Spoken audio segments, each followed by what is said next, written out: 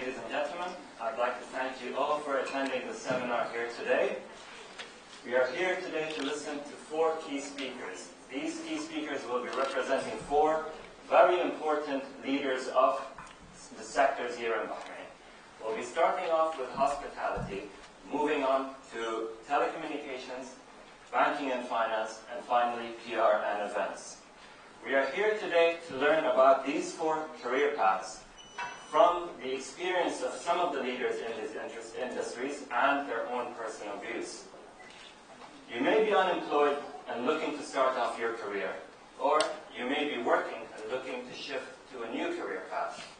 However, these talks here today are designed to help clarify any questions you may have in these specific sectors. Also, we are hoping these talks inspire you to pursue a career in these sectors. Jobs for Bahrainis has always been and always will be committed to bridging the gaps between, the skill gaps between the private sector and the Bahraini talented job seekers. We're always searching for new, innovative ideas and concepts to equip the job seekers in the ever-changing Bahraini market. Today is our first seminar. However, we are looking to do this on a very regular basis on our calendars. We have 4 speakers here today who have made time out of their very busy schedules to share their experiences with us in the industries they work in. Most of you already know Jobs for Bahrainis is fully partnered by Tamkeen. With the help of Tamkeen, we have been able to reach great achievements and milestones. Till today, we have over 16,500 candidates using the portal to look for a new job or look for the next move in their career. Till today, we also have more than 220 companies who are looking for candidates such as you on the portal itself. Ladies and gentlemen, this is the beginning. However, from the beginning, we have aimed to make Jobs for Bahrainis a go-to portal for all Jobs for Bahrainis, Bahraini job seekers. However, we do not just want to be a portal. Our aim is to get more and more involved in the community and have more meaningful contributions where we get to get more involved in areas such as training, development, and career guidance. And this is exactly why we are here today. Today is an important day for us. We bring together our clients in person with you, the candidates. We hope that you will have a very informative seminar. Please do feel free to give us your feedback once all the key speakers have finished their sessions. Thank you very much.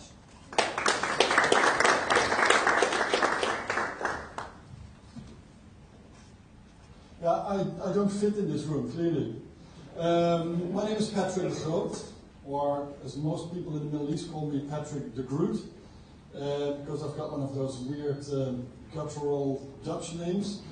I've been in the Middle East since, what did you say, 1995. And in fact, I started my tour of duty in the Middle East actually here in Bahrain. I was here for about 2.5 months working with the Diplomat Hotel, which I believe is right there. And I left Bahrain and I went to a whole lot of other countries. And funnily enough, 20 years later, I made full circle and I came back to Bahrain. And it was really interesting to see that, unlike a place like Dubai, Bahrain hadn't lost its soul. And that's probably because, like for instance Oman, there's a lot of you, Bahrainis, working inside this country with the people that come from abroad. And it actually makes it really, really interesting for us expats. I had a great opportunity to meet up with Faisal Al-Matrouk, the owner of this building, and he and I share a passion for luxury hotels and a passion for travel. Not only have I lived in about 14 countries, but I think I'm currently stacking up about 40 countries that I've visited and worked in. And that's effectively my passion, that's my work. I work in the hospitality industry. I develop hotels and hotel brands. And when I had the opportunity to do that, not for a big global brand like a Jumeirah or a Kempinski or a Hyatt, but actually build something from scratch I thought that was an awesome opportunity. Spent the last 2.5 years with quite a number of Bahrainis on this year, the domain. It's a homegrown Bahraini hotel product, and although I'm not Bahraini, I'm really proud of what we have achieved to date. When Derek and Nasreen approached me a couple of weeks ago about this particular seminar, I thought that has to take place here at the domain, because this is a Bahraini workplace. Unfortunately, I have yet to meet my nationalization quota. Apparently, I need to reach at least 15% of Bahrainis in my team. My team ultimately should have about 330 people working in front of house and back of house, in kitchen, in stewarding, in front office, in marketing, in sales, in finance, in IT, and so on. There's a lot of different types of jobs in a hotel like this. And I currently have about 10% of those 330 jobs filled by local Bahrainis like yourselves. Which I actually think is a shame, because what we're trying to do is build a local Bahraini product. And the people that come through our doors, whether that is for business or for leisure purposes, I think they need to meet up with you, not with me. I'm Dutch. If they want to see a Dutchman, they'll go to Holland. There's many more of them there. But I think part of a Bahraini company should be the software. And yeah, I don't mean that with disrespect, but you guys are the future software of companies. You are making a business come to life. This, carpets and walls and ceilings and projectors and stages and chairs and beds, those are all the hardware. That's the dead stuff. And that doesn't really mean anything unless you put real quality people inside this building. And although we have invested a lot of money in this building, I think the real investment starts right now, as we've just opened our doors, in not only attracting people that have passion for hospitality, developing people with that passion into finding an actual interesting job within this building, within this organization. And as I said, hotels, we don't just operate bars, and I mean that, if I say that on purpose. I had quite a few Bahraini ladies walking into my office about 1.5 years ago when we were having our pre-opening development office in the building next door. And those ladies would come in and they go like, I'm looking for work. I said, well, fantastic. We're looking for people. What kind of business are you in? So actually we are developing a hotel. Oh. The moment I said hotel, these ladies took a step back and said, well, I don't know about that. And I respect that. I understand where that comes from. But you know what I've always thought about when I arrived in the Middle East? Is that you guys, as in Arabs from the Middle East region, you know hospitality so well. It is such a natural thing for you. I once had an experience in Oman. I had a flat tire in the middle of the desert, and I had to walk back with a bowl of water into a village that I passed through. And I knocked on the first door of a small house in a very small settlement in a wadi. I knocked on the door, and the lady of the house opened. I think a mid-30s lady, a little bit covered, and I was exhausted. I was really hot, and she literally grabbed my hands, pulled me into the house, put me in a small room, gave me some tea and some fruit, left the house. I was the only person there. She went to get her husband and her family, and later in the day they helped me get my car sorted out and get me back on the road.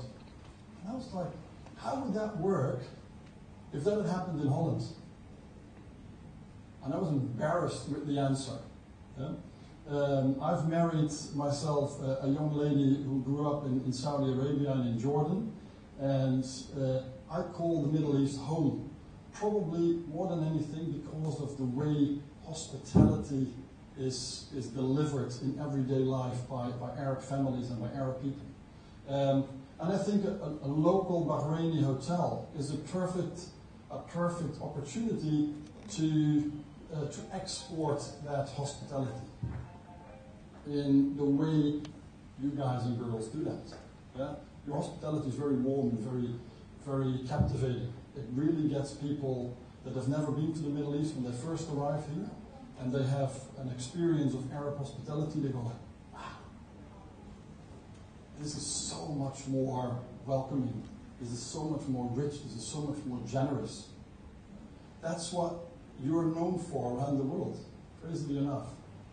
CNN and BBC and Reuters don't really do this part of the world real justice, I think. Within the hospitality industry, there is all kinds of jobs. We are just like any other business. We need human resources management, we need finance management, we need IT management, we need sales management and marketing management. We've got an operation of security and engineering and cleaning and maintenance, all going in the same building. We're not all working in bars and restaurants selling liquor. And I know that that particular element is what very often is a little, that's a big issue. From within your culture, this is haram, I understand that. But we are a luxury 5-star hotel, and like all the 5-star luxury hotels that are currently operating in Bahrain, that is one aspect of what an international luxury hotel delivers or is expected to deliver. But it doesn't mean that all the jobs are directly related to that. So I know this is not for everyone, but I also know that the guys and girls that we have working at the domain today, they do that because they're having a lot of fun. I've just put a little slide, a small slide on the screen here. The domain has developed a little ethos, a little motto. We call ourselves the company where we stay, work and play. And we literally mean that in every aspect of what we do. Whether it's our guests who would like to stay with us and come and work at our hotel, but also who come here to play. That is just as important to us as the people that work with us. We'd like our team, our colleagues, to stay with us for a long time. We want them to do so because they feel that they actually have a chance of developing their career and learning something. I want them to really work hard. That is the one thing about this crazy hospitality industry. We work ridiculous hours, but we also work in a really cool, a really hip, a really nice and exciting environment. So although we get to work hard, we also get to play every now and then. I'm really excited about what we have been able to develop here in Bahrain.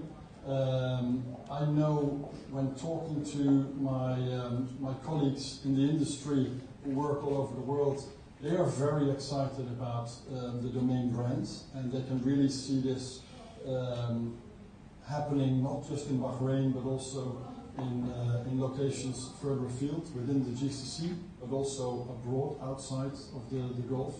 And yeah, as I said, this is not a normal job. This is a job that typically provides people with a great opportunity to travel.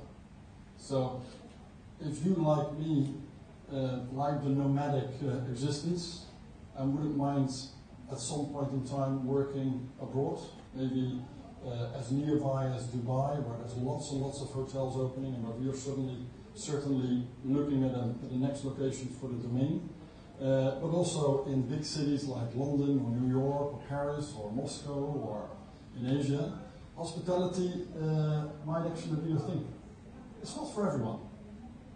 I know plenty of colleagues who've never left their home country, and that's fine.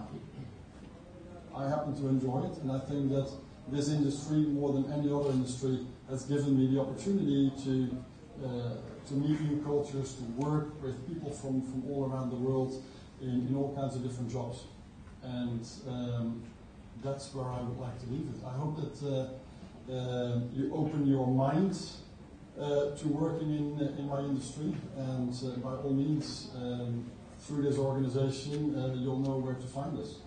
Right in the middle of town, so with a big sign on the top saying the domain, you can't really miss it anymore. All right? Have I spoken enough? Very nice topic. There we go.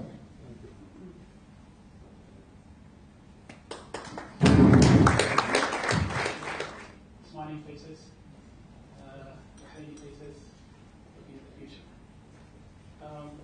Just what Nasreen just said, actually, was a bit humbling. I wasn't sure that she was going to say everything. Just briefly, a little bit briefly about myself and the industry that I represent. I started basically. There you go. If you look at that, it says actually I started with a BA in history. Now you might think that why would somebody actually major in history? Are you looking for unemployment in Bahrain? Actually, I love the subject. I still do, but getting a job in Bahrain with a degree in history, even if it's from the USA, basically ensure you're not getting a job.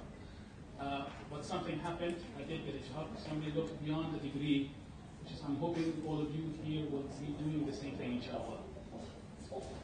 When I joined American Express, I joined as a credit analyst, which is part of operations, which is as far as away from history as you can get. Somebody gave me an opportunity there. Somebody basically opened a door for me. Somebody who, at that time, I did not know at all, a stranger for me, which is where the last line you will see here, a stranger. Concentrate on the word stranger because it will be really important later on in the presentation. Now, when I joined American Express as a credit analyst, I knew absolutely nothing about credit analysts. But within 3-4 years, actually, I led the department. Then in '95, I made a switch to human resources. At that time, I knew absolutely nothing about human resources. But then I thought, you know what, this is a good time to change careers. In the same company, but changing careers, going from the operations side of the business to human resources side of the business. You just need to take a chance. So I took a chance. And from that day on, alhamdulillah, I never looked back.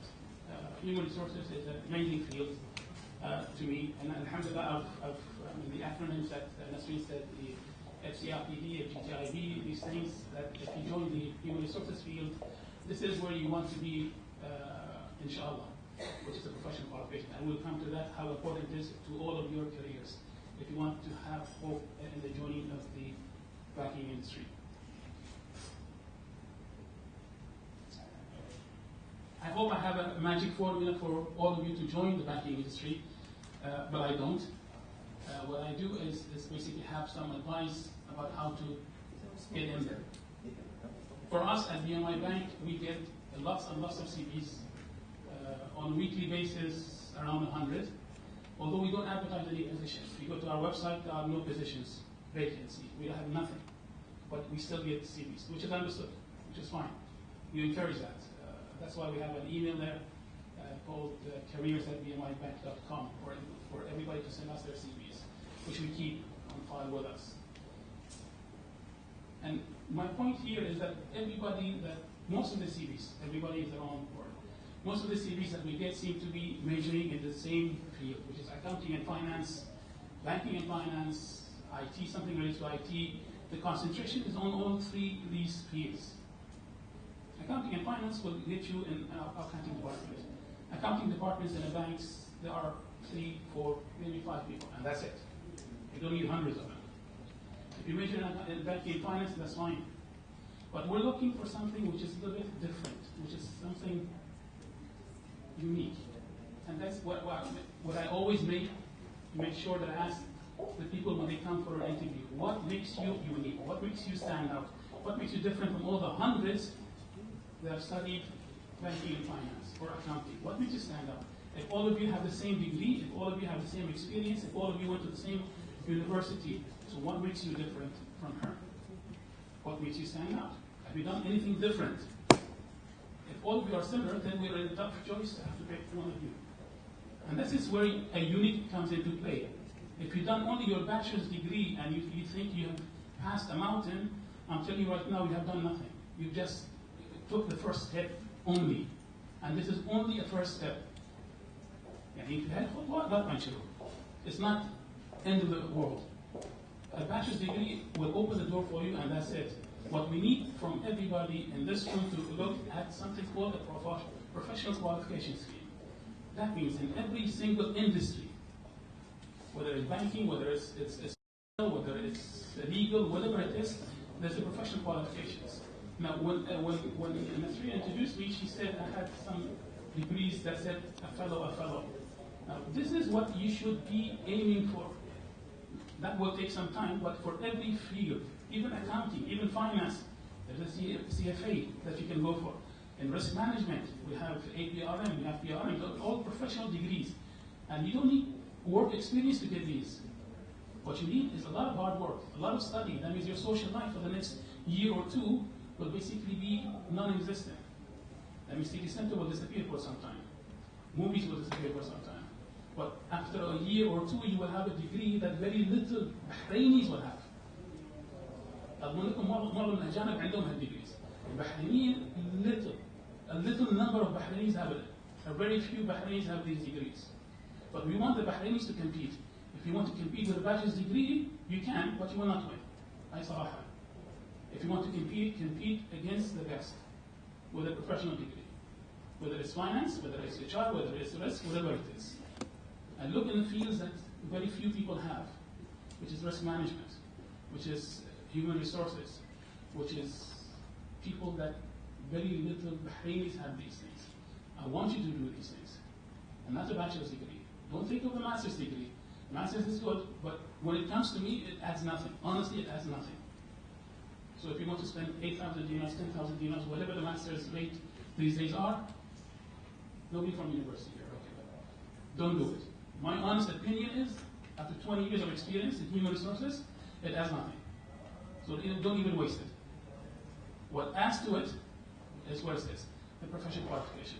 And be willing to change your field. Now, my colleague here, Patrick, said about the hotel industry.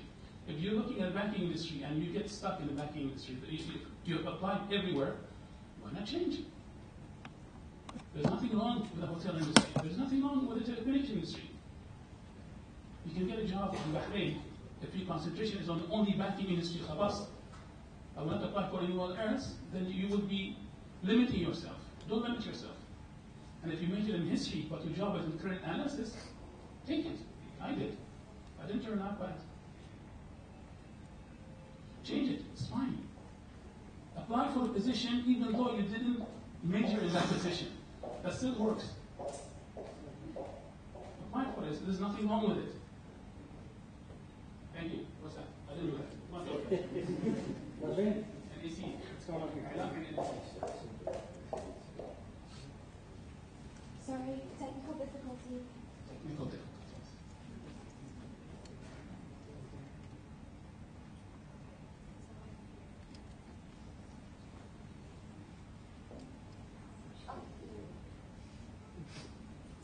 Thank you. Okay. Now, what are the benefits? Obviously, the benefits of joining a banking industry is, well, you all know, everybody wants to join the banking industry because we think banking industry is the best industry in Bahrain. There's a special aura about the banking industry. Our pay is excellent, alhamdulillah. We get paid sometimes more than we deserve. Nobody's okay, and we paid. Sometimes we get paid. Sometimes pay 13 salaries. Sometimes banks like mine pay 14 salaries. That means in 1 month you will get 2 salaries instead of 1. That's beside a bonus at the end of the year, or actually beginning of the year in January. Inshallah, if we're still here, we get a bonus. We're in profit. We will get a bonus. We get lots of things like if you're at the manager level, your children's education gets covered. You get a housing, not housing, but you get allowance for your club membership as well. You get a transportation allowance. So there are lots of benefits to joining a banking industry. If you go at that certain level, the jobs are not difficult, to be honest with you. They're easy. If you have intelligence, and you're willing to study, and you're willing to learn, and you're willing to update your skills, the jobs are not difficult. Even the most technical jobs I can think of, you can master it. It's not that difficult. Competition is tough, as you can see, as you know. Competition is tough among Bahrainis because we have limited number of jobs, and right now we have something else, which is the expats are competing for the same jobs. You need to update your skills all the time. What does that mean? We're going back to the professional scheme, which is you have a bachelor's degree and you stop, that's it. That's not updating your skills. That doesn't tell me anything. That you got your bachelor's degree 1 year ago, 6 months ago. What did you do after that? Nothing. I stayed at home, watched TV, I went to see center, watched movies. That doesn't help me. I need to see something after that. Office politics. Now, why do I put office politics there? That's not politics from the outside, it's office politics. Politics from the outside is something else. Now, office politics, any organization you go to, whether it's banking, or hotel, BATELCO, whatever it is, the thing that will destroy your career is if you engage in office politics. That means you play games, you do something which is engage others in things that are not related to increasing the bottom line of the place you work in. This will destroy your career. I guarantee you it will destroy your career because you always think you're smarter than everybody else. It's not. There are always people smarter than you, every single time. I've seen careers being destroyed for stupid things, and it's not worth it. I've seen Bahrainis in my office crying because they've done stupid. Sent an email with a picture, or being a joke that somebody didn't like it. A simple joke will get you fired. So be careful. That's office politics. Future of the banking industry. This is the gloom and doom now. Currently, we are in the age of, I say, M&A, and who can tell me what M&A is? Thank you. Who said that? Thank you. Mergers and acquisitions. That means banks joining together to become one bank. Sorry, who said that? No, actually, Salam did not acquire our bank. No, that's a merger. Merger. BMI and Salam Bank actually is merging like. Several banks this year merged, and we have also other banks merging next year. So what we will end up basically in the banking industry here is 3, maybe 4 banks by next year or year after that. That you will have super banks in Bahrain. That means if you thought of sending your CV to 10, 11 banks in Bahrain, you will end up sending it to 3 or 4 banks. That's it. And these banks will be very strong and very capable of competing against international banks. But this is what's happening. Your market now dwindled. Your choice is now limited to 2, 3, maybe 4 banks. But very strong banks, very, very strong banks. This is what it means to you. Number of banks are reduced, the number of available jobs are also shrinking. You will be competing for jobs that are getting more technical, and you're competing for jobs against expats.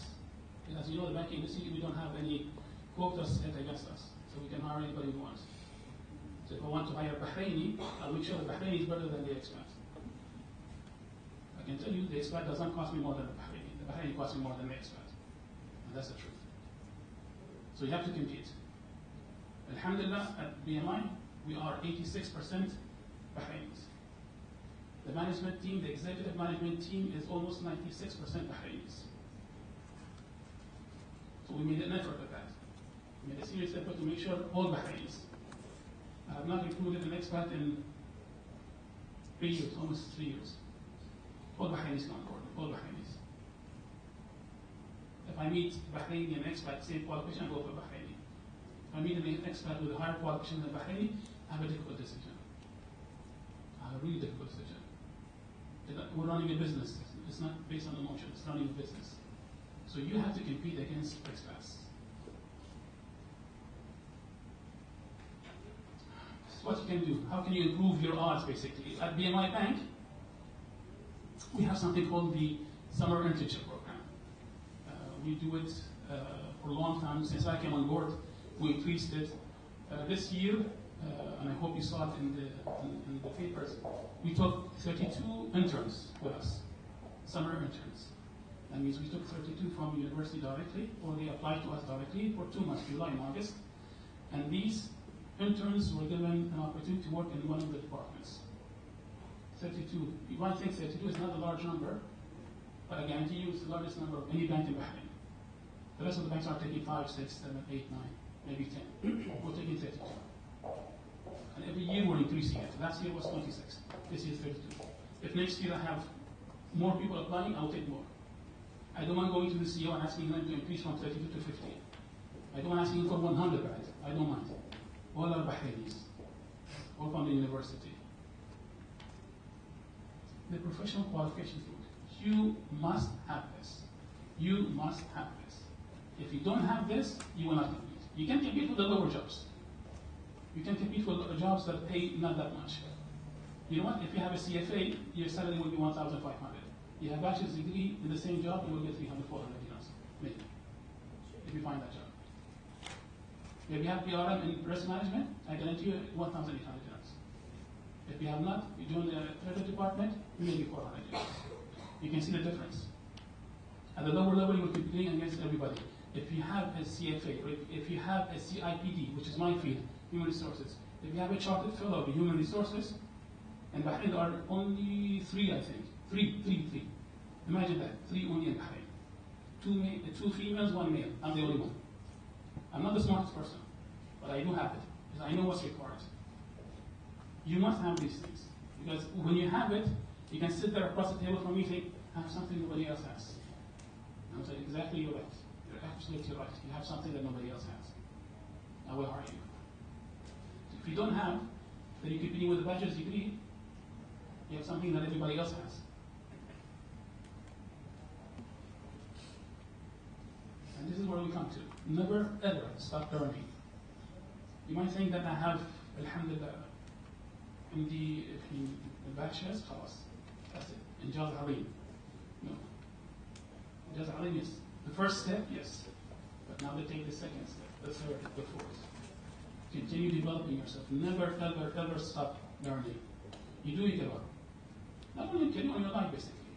Never give up. Never, ever give up. Pick a coach or a mentor to guide your career. What do I mean by that? The stranger who opened the door for me, basically, I will tell you his name. His name is Suleiman. This is 25 years ago. 25. He opened the door for me. Basically, when I went for the interview, he saw something. He was interviewing with lots of people, so he picked me for that job as a credit analyst. Although I have a degree in history, he said, you know what? I think you do a good credit analyst job. I didn't see it. I hate numbers, but he picked me.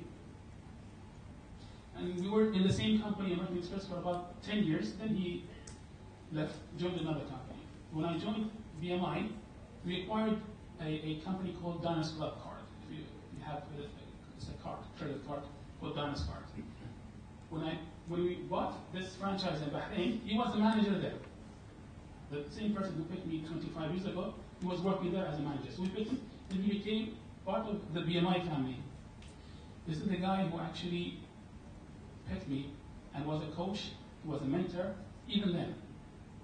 You know what? Even now, although he retired from work, although I became his senior, although my salary went 3 times his salary, okay, he is still my coach. He is still my mentor. I still ask him questions. I still call him. Although my experience is more relevant than his, I still ask him.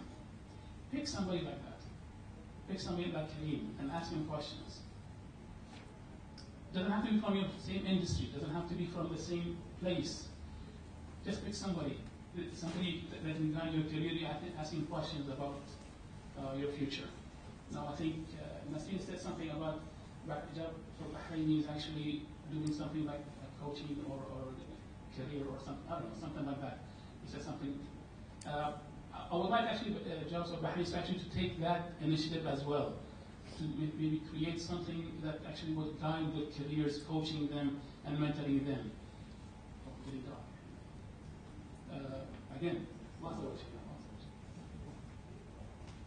I think that's the end for me. I know that I talk too much.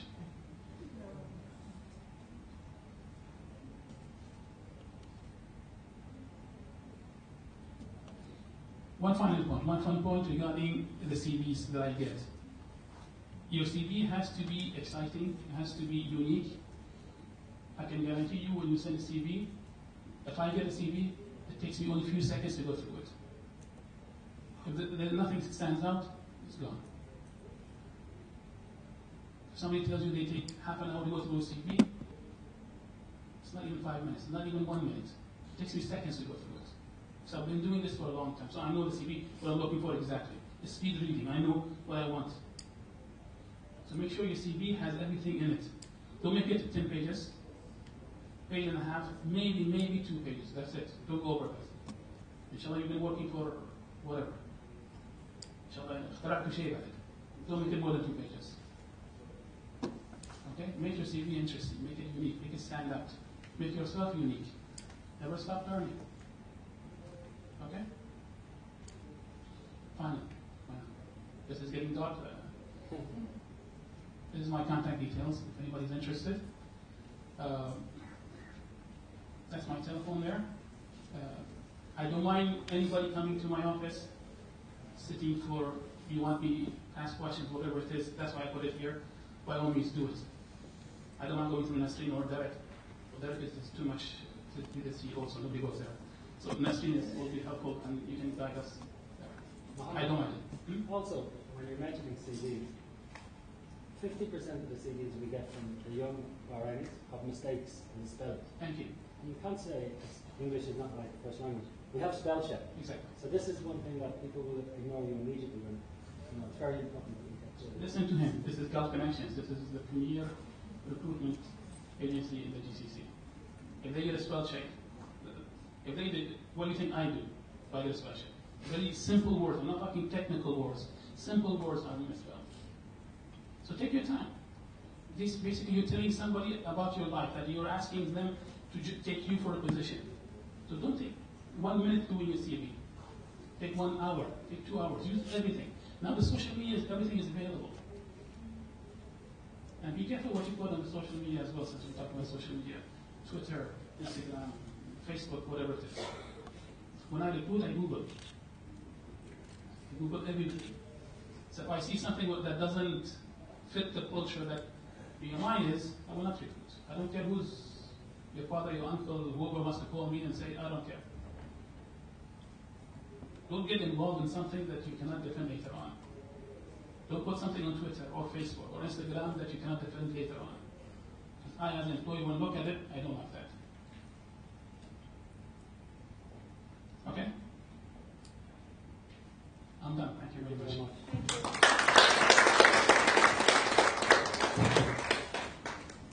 زين قبل ما ابتدي اول شيء بغيت اعرف كم واحد هني فريش جراجويت تو متخرج توكم متخرجين يعني الحين ما اشتغلت تو اوكي كم واحد بتوين جوبز في العدد اللي انا بس بقول لكم قصه صغيره انا اول ما تخرجت ورجعت وبديت ادور على شغل كان في سنه 97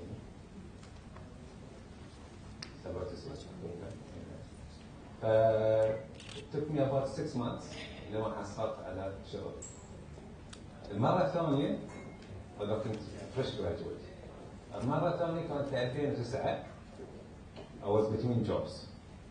كنت أشتغل في مكان حصلت job offer في مكان ثاني.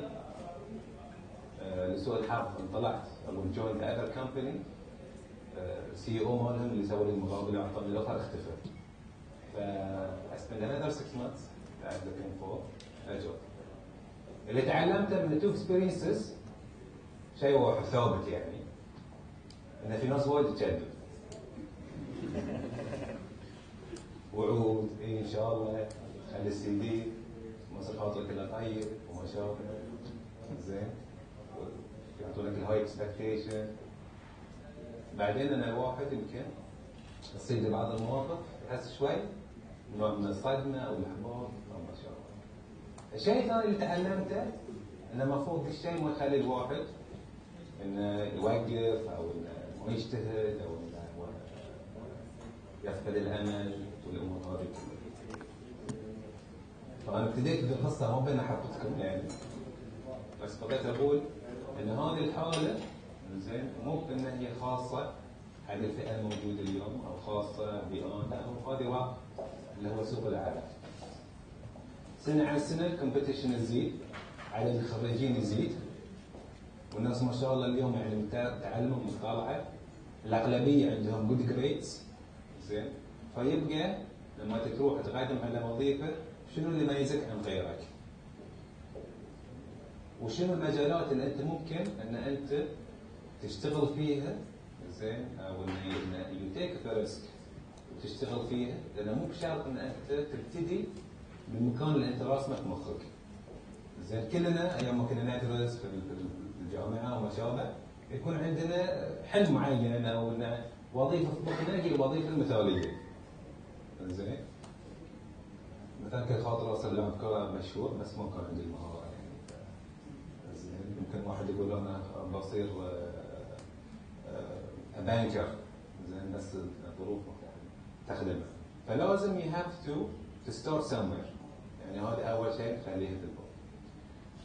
انا بتكلم عن قطاعين اليوم لان اشتغلت في الالمنيوم اندستري، اشتغلت في التليكوم، وبعطي نبذه عن الاثنين، وايضا نبذه عن مجال اللي هو ريسورسز.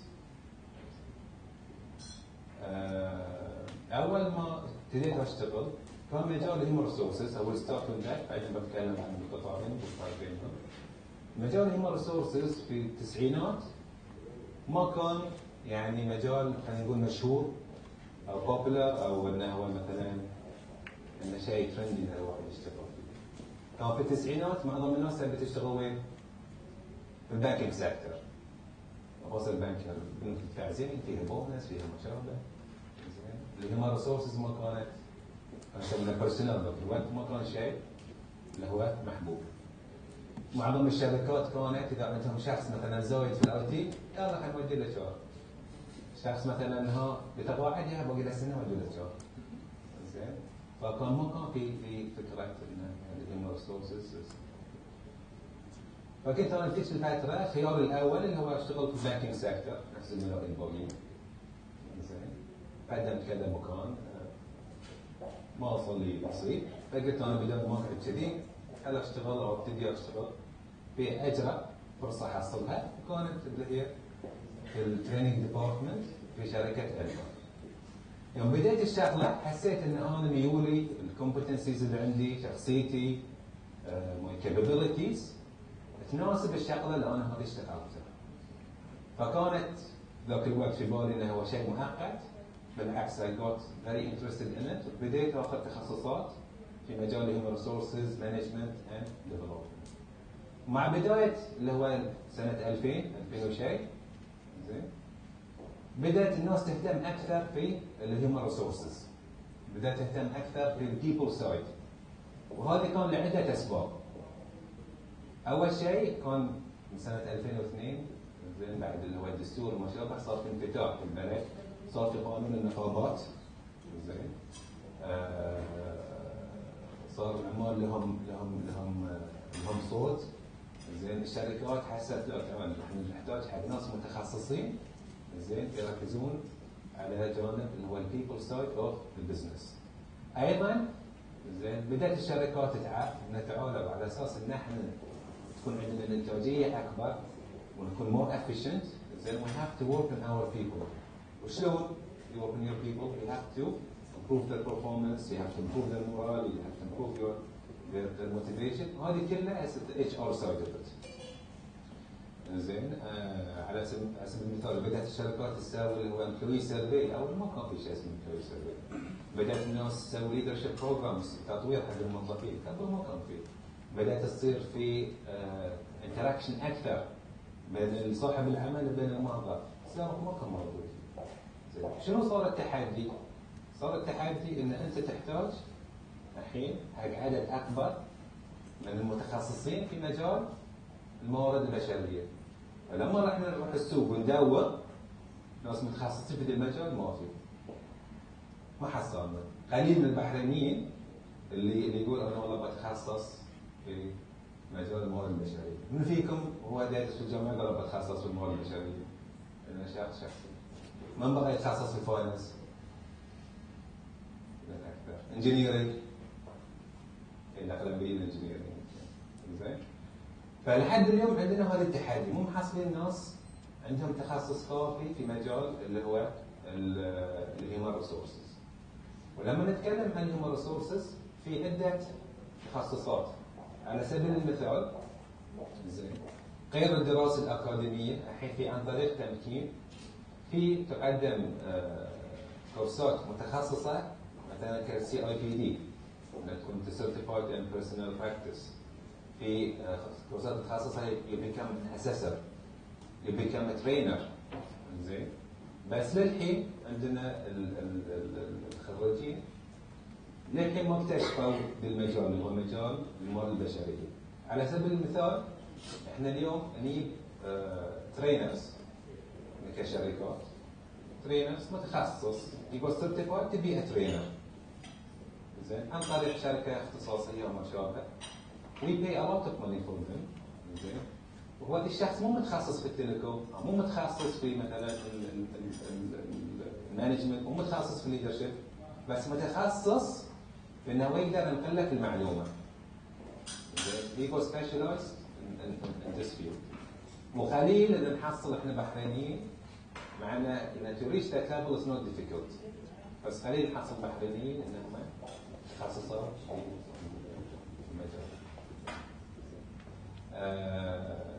مثلا امور تخص اللي هو الامبلوي ريليشنز.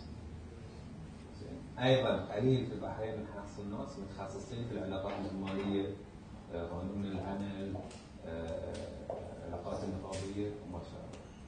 الحين شنو الزين في تخصص اللي هو الموارد البشريه؟ انه هو ما يلزمك في صناعه معينه.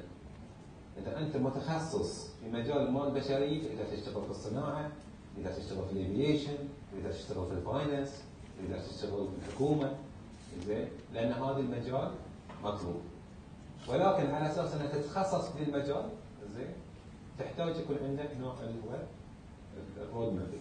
تحتاج يكون عندك a number of skills, a number of certifications بدراستك الأكاديمية على أساس إنك تكون متخصص في المجال. ممكن يكون الباك جراوند مالك مانجمنت، ممكن بزنس، ممكن انجينيرنج. زين ما يهم. المهم إن أنت تعرف أي قسم من القسم اللي هو الهيومن ريسورسز تبي تتخصص فيه. ومن خلال الحين كورسات وايد متوفرة في تمكين ومشابه ممكن أنت تحصل هذه المهارات. الشيء الثاني اساس ماخذ وقت وايد على موضوع واحد بس، عندنا القطاع الصناعي، قطاع الالمنيوم بالاحرى، عندنا اللي هو قطاع التليكوم. قطاع الالمنيوم في البحرين بروحه يوظف 5000 بحريني بس الالمنيوم. اتكلم عن البا وفي شركات اخرى للصناعات المكمله مثل باتلكو، ميدال كيبل وما شابه. في التليكوم بين اللي هو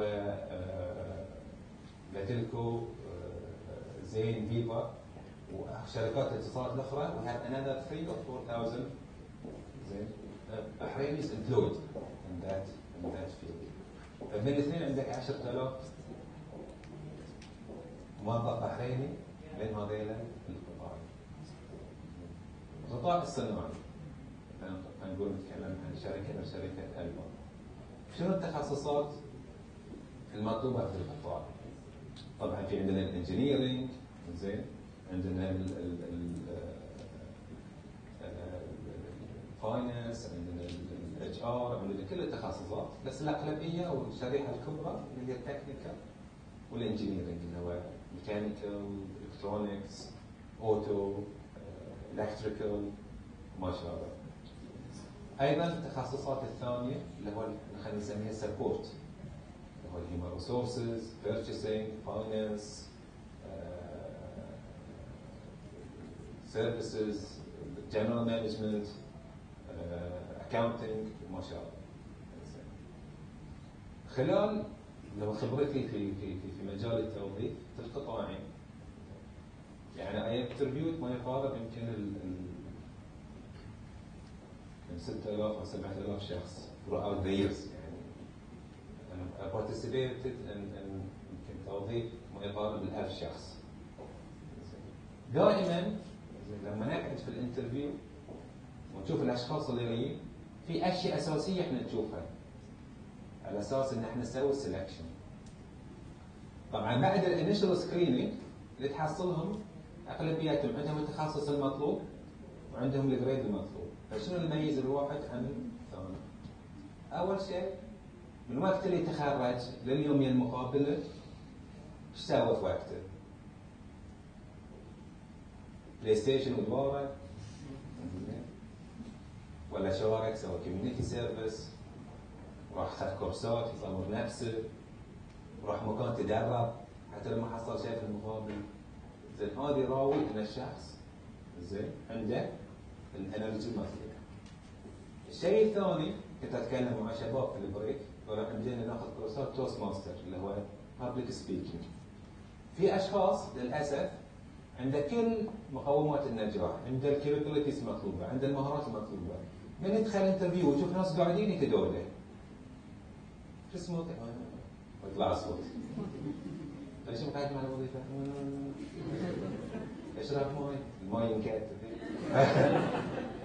فهذه زين الاوبستكل هذه توقفه على انه هو يقدم او يراوي او تشوكيس المهارات اللي عنده and his or her suitability for the job.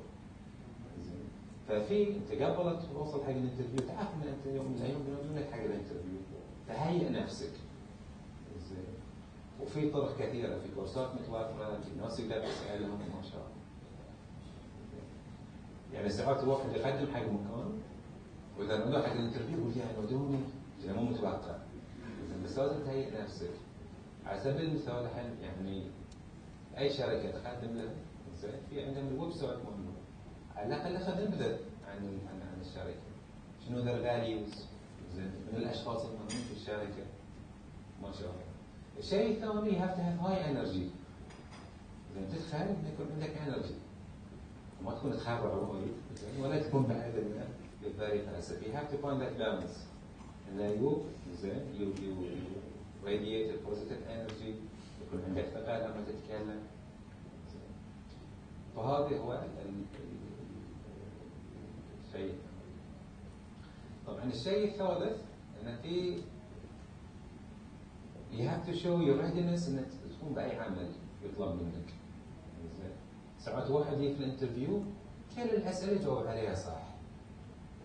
زين ومن احسن ما يكون في الاخير يسال او تسال. زين في سؤال بسأله يقول لي يا اخوي بس الدوام متى؟ والله مسألة يا ثلاث خلصوا. زين فهذا الحين كل التعب اللي سواه كل شيء زين اللي سواه بجملة واحدة انه هو زين يعني روح على الفرصة. طبعا عندنا بس بذكر شيء عن الالمنيومز او الاندستري بشكل عام قبل اتكلم عن التليكوم. في تخصصات زين للاسف الناس يعني ما تفكر فيها. نتساعد على حل الانفايرمنت. عندنا انفايرمنت انجينيرنج في البحرين زين is very very important. عندنا 5 أو 6 شركات كبرى في القطاع الصناعي زين الانفايرمنت سكشن اوف ات زين is becoming bigger and bigger مع الوقت. عندي زميله زين يعني شفت حق ماني جوب اوفرز لان تخصصها زين كان في الانفايرمنت انجينيرنج and الانفايرمنت كنترول. قليلين نحصل في البحرين ناس عندهم ذي التخصص. زين فهي ابتدأت بالمكان يعني دخلت زين في شركه معينه ابتدأت بشغلتين بس في هاد انترست زين في ذي المجال والشركه ساعدتها يعني طوروها طوروا حتى تدرس ما شاء الله فصارت متخصصه في المجال and now she's sought after عندها شغلتها فول تايم ايضا she gets called by different companies on consultancy basis. قبل ما حد يقول لهم فون طلع زعف لا بس اسمع لان الحين في وايد ضغوط يعني في وايد اتفاقيات داخله فيها البحرين كلها تتعلق بالانفايرمنت والانفايرمنت كنترول. قطاع التليكوم زين طبعا قطاع مختلف. اللي لاحظته هلا بتكلم عن باتلكو بشكل تقريبا 60% من المدراء الموجودين في شركه باتلكو اليوم ابتدأوا من الكول سنتر او من الريتيل شوب. زين معاش يعني بسيط قبل 200 دينار او ما شابه، درسوا زين اشتغلوا على روحهم. اليوم manage different areas in the department. زين خلال اللي دخلوا زين ودخلوا فيفا تقريبا باتلكو lost about 40% زين of the total population, but 40% of the good people in the organization. لأن they had the skill and they had the experience that these companies wanted. فعندنا قطاع التليكوم is growing. If you are interested في التليكوم industry, you have to start somewhere. زين لازم يكون عندك بلان، مو بشرط ان انت توصل مثلا انت تخرج اي تي الا انا بشتغل في الاي تي، مثلا انجينير الا بشتغل في انجينير او كذا الا بشتغل في. لا، you can start somewhere. على الاقل افضل من ان انت يكون لك انقطاع بين فتره طويله بين عمل وبين عمل اخر. عندنا في التليكوم في بعض التخصصات زين اللي هي مو موجوده زين او احنا صعب نحصل حاليا فيها. اللي تتعلق بالتليكوم والنتورك تكنولوجي. ففي شركات مثل هواوي، لا تحسن عن هواوي. زين هواوي is a specialized telecom company based in China عندها مكتب في البحرين. They offer a very good training on the job training programs في البحرين. فلما لما تشوف السي في مكتب في واحد يدرب في هواوي على طول ناخذ. It's a solid company. طبعا عندنا اللي هو the biggest خلينا نقول portion of our workforce اللي يشتغلون في الفرونت لاين، لما تجمع اللي في الكول سنتر او تكون في الريتيل شوب او ما شابه. هذول عندنا برنامج نحن عندنا الشخص لو يشتغل في الريتيل شوب يمكن في ناس تنظر له يقول انا اشتغل زباين او راسي انا متخرج انا خريج انا ما بشتغل دي الشغله. بس احنا عندنا بروجرام انه سبوت ذا تالنت زين في الريتيل شوب وفي الكول سنتر اساس نوديهم مكان ثاني اللي كان اد مور بنفيت. زين على سبيل المثال اي فيكنسي اليوم تصير داخل الشركه it will be advertised internally first. The priority is given to our people or our employees, especially people at the front line. لأن مو من مصلحة لا الشركة ولا الموظف إن عندنا شخص يشتغل مثلا في الريتيل شوب أو في الكول سنتر طول عمره. زين لأنه ما بيقدر يأدي. زين كم واحد يتعامل مع باتلكو أو نبيع لكم الحين كذي. زين كم واحد يروح يتعامل في الريتيل شوب مع الموظفين. Do you have a good experience مع الموظفين ولا ما تستقبل ترى شيء مو زين نقول لك مشكلة. زين زين الموديل انا جربت احس ساعات اليانجر بيبل انها مور انرجي مور اوبن يعني مور فريندلي اذا انا كلامي صح، والناس اللي شوي باين عليهم انهم spend a lot of time في ذي الشغله يصيرون شوي عرفت شلون؟ بيكوت بورد ويبين بعدين يشتكون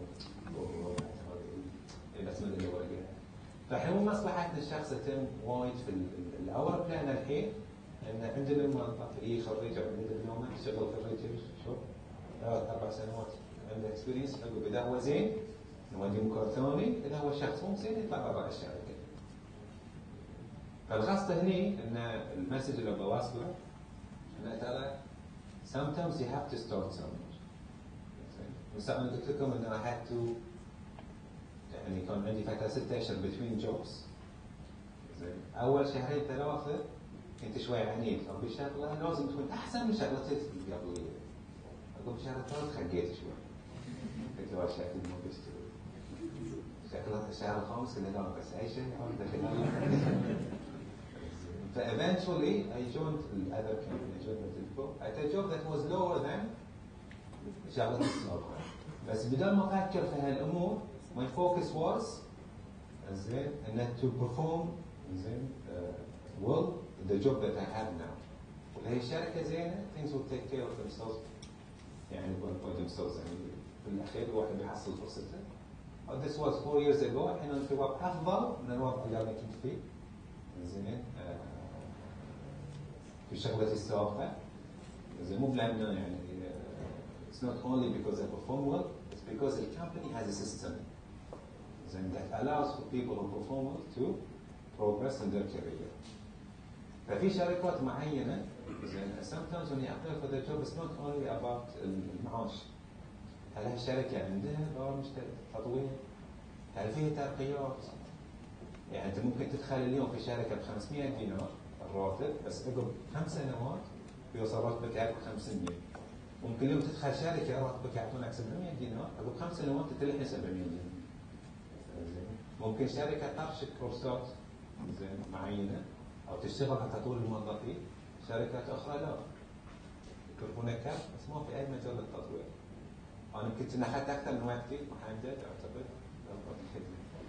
على سبيل المثال شركة نفس بعطيك مثال شركة واحدة مثلا أجمع recently I found أنهم حق الأشخاص و have potential زين من الكمباني يعني شباب ودارسين وشغلوا في الشركة 5 أو 6 سنوات واللي have potential قاعدين يطرشون لهم اليو كي and the US سنة كاملة يسوون their masters all expenses paid على أساس يرجعون and they take leadership positions. زين فهذه الشركات اللي تشتغل على تطوير البحرينيين هذه should be your first choice. وشركات أخرى مثل تيلكو باتلكو هاي الشركات الرئيسية هاي الشركات اللي عندها برامج اللي هي التحفيزية تطوير البحرينيين but you have to start somewhere. ما باخذ وقت من وقتكم. I hope إن المعلومات اللي أعطيتكم إياها شوي مفيدة يعني. في أي سؤال أو أي استفسار I will allow 5 minutes لأي حد عنده سؤال. وإذا ما في بعد سؤال.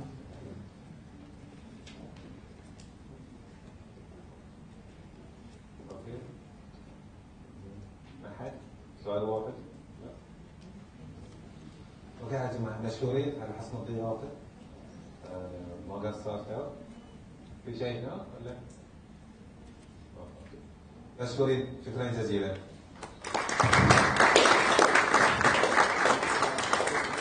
As you can see from a lawyer's background, you can do anything. And I think from your background, it means that looking at events, PR and marketing is the most common CV application that we get. Shaikh gave some excellent tips on how to actually present yourselves in your CV.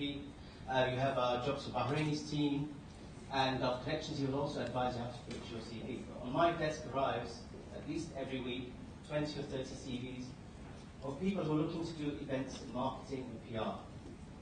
The first thing I'm going to talk to you about is events as a career path and looking at the elements of it. Lots of people think, okay, events are very simple because you've organised a party, you've organised a wedding, and as many of you who've probably pitched for our services have heard, HCE, Hilal, North Star, not really event organisers, wedding organisers. So if you want to organise a wedding, there's lots of people who can organise that. And if you want to see yourself a career path in that particular sphere, then there's a different way and a different path of approaching that. What I'm here to talk to you about is looking at events, PR, communications, and how that, the services that's going to be required, the skill level that you're going to need, and how that should be focused into your CV, and also to your expectations. Shaikh made one very important point, that whatever you do, the hours are very long. With events, marketing, PR, there isn't a put down of a pen at 4 o'clock or 6 o'clock.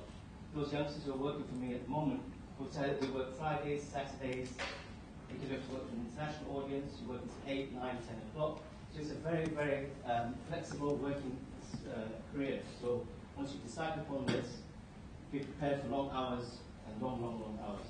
But the opportunities available in the region, Bahrain, as you know, has built up a wonderful MICE, meetings, incentives, industry platform. When I came here with the British government many years ago, the Bahrain International Exhibition Centre was the best in the whole of the GCC, and it has that history. With your skills and your level of Arabic, English understanding, there's opportunities opening up daily, not just with companies like us, but in-house, with companies like BATELCO and Shaikh with the banks, to do events and to actually organise other aspects of the internal corporate communication. So don't see it you have to work for a private company that's organising events, you can also be in-house. Of course, what I want to talk to you about now is very much an overview. So to keep you awake, you might see some pictures from very, very famous people. So I'm talking to the ladies section, I don't know if it's discriminatory, but you'll see my CV. But you will see lots of famous people on some of these photographs. Those are the events that we've organised. I should have really run a competition. I don't know, there was no prize available from Close of Bahrain to say if we could spot the more famous people and name them. But see if you can anyway as we go through. Okay, basically, what is it an event organisation strategy entails? Most of you, and again, Adrian, some keen who has helped us very much to tell you, it's not just about coming up and pitching the banner. Before that, there's lots of work and preparation that has to happen. What is the actual essence of the event? The right one? What sort of things that you have to organise? What I'm going to give you here is actual live examples. I'm not going to give an academic study of saying, okay, you have to do this plan, and you do this project plan. I'm going to show you examples that many of you might recognise that you've seen through Bahrain over the last year and a half, that we were actually actively involved in. And all these elements, right down to the branding, to the actual content management, to the public relations management, the marketing aspects, the PR, all that was handled by us in-house. That's the sort of event management structure that we have. And lots of companies over here won't necessarily require that level of skills because they'll farm that particular aspect out. They might have the in-house communications team that does the PR. They might have somebody that comes and sets up the stands and just be the actual event management side. They might have somebody else that does the registration desks, the event like today. So this is the sort of aspects that you want to see. But here's another example. Last year, for Shaikh Ahmed, we organised something called the GCC Future Entrepreneurs. This involved taking the branding, which you can see, the whole logo design, right down to the content of writing for the newsletters. This is a simple A to Z on how to organise an event. Right down to these were the invitation cards, the branding on how your registration certificate would look. This is what the show looked like. And we had lots of people like yourselves, young people who were looking to work in the events industry who joined us and actually worked hand by hand with us because that's our forte. You'll see other events that we've done in Jeddah, in South Africa, in Kazakhstan. All that have been young people like yourself who wanted to get into the events field. And what we have done, and Derek's been quite positive about this, supporting some of the Hilal exhibitions, is giving people, youngsters like yourselves, an opportunity to gain some work experience. I think some keen have been very supportive as well to encourage you to do internships with people like us, so you can actually get that practical hands-on experience. So you can see it's not as glamorous as it might seem. You see some famous faces. It turns out to be, this is an example. Our designers were very happy because he organised and arranged this, the gifts, so he's very proud of that. You might see that around various offices as you go around Bahrain still. And this was an exhibition, stroke conference. So you can imagine the elements. You have to organise a conference, all the agenda and contents of that. Then you've got to organise an exhibition on the side. And how do people go around and visit the stands, bringing their exhibition material to the stands. This was another one that was organised 2 years ago, which is the launch of a ship called Bahrain Vision under this passion of His Royal Highness the Prime Minister. Again, A to Z, right down to the branding. This was a company that came in from Norway that didn't really even have their own corporate material in the first place. So many of these companies that we tend to work with don't even have their own corporate brochures, they don't have any corporate material, so you're starting from scratch as well. This is something we organised in Turkey. Again, we have the assistance of young people like yourselves. It's something we organised in London. I think you may recognise some of the faces. So right, another famous face chase starts. How many in there people recognise? Anybody?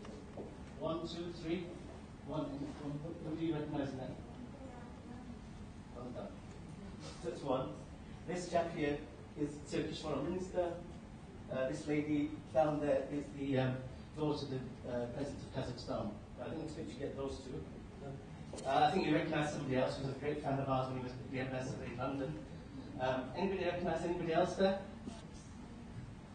Go on, Derek, it's your friend. Can you recognise who it is?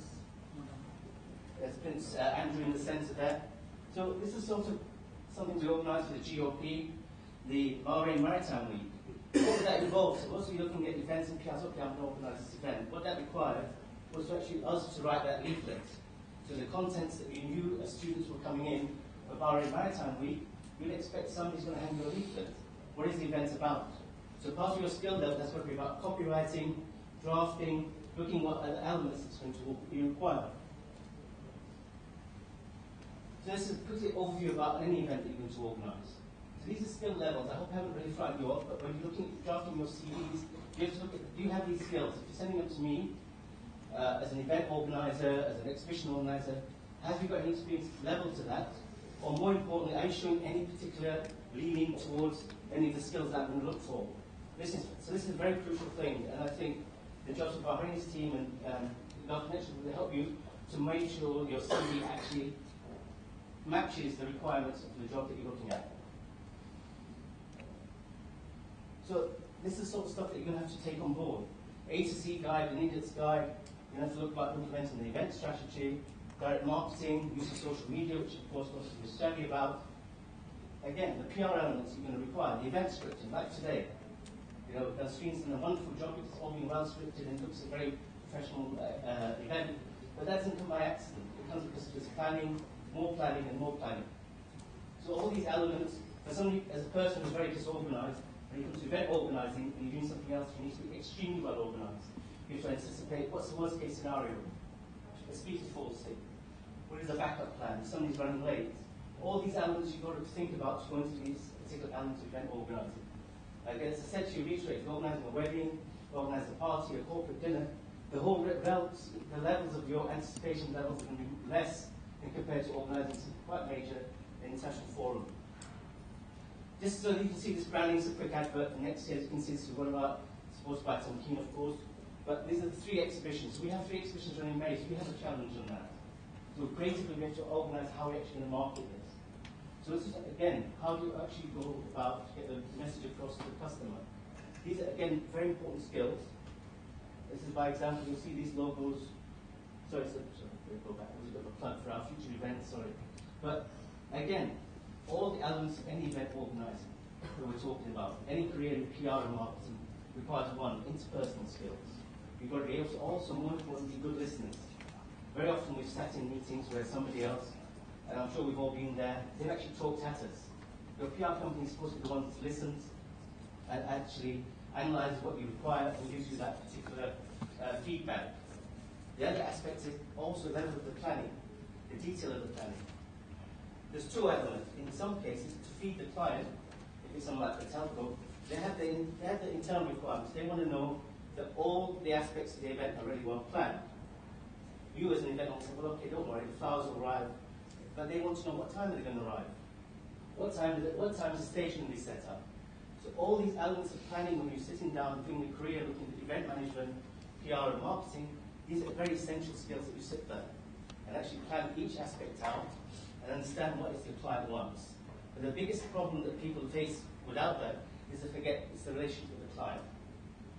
We had, I won't mention any of our clients in the past, who were very, very awkward. We've sit in a meeting for 5 hours. 5 hours sitting in a management meeting when we thought, well, we've got a deadline 2 weeks later. We could easily be arrogant and walked out and say, look, sorry, we've got to get on with our work. We have to sit and listen to that, then go back and translate that in actual action, which probably meant we didn't sleep for 2 days. Because by the time they finished, we've got to then implement everything that they wanted us to implement, even though they're organising something by committee. Back to the skills level that you're going to want to look at into your CVs. It's the work experience element. There is no such thing as being a natural for event organising. Doing a course in itself may be helpful. As you can see from my CV, has nothing in bearing. Okay, my first job was working in Parliament as a parliamentary advisor in the UK, but that all just exposed me to lots of experiences. So at the end of the day, remember something to do with PR and marketing. The courses are helpful, but nothing beats practical experience and essentially common sense. Thank you very much.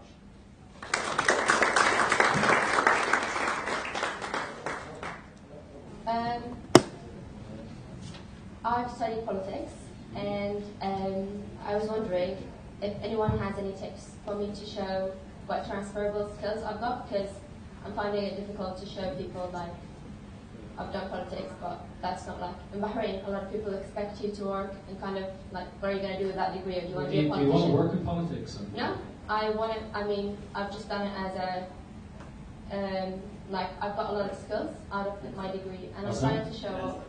I did politics as well. I did law and politics as a degree. Thank you. But my, so you can see where I ended up. yeah. I think the essence is that sometimes we forget, obviously, given our age weight, from our generation, we were quite lucky we could study sociology, literature, whatever, and there wasn't a career path that automatically came to light.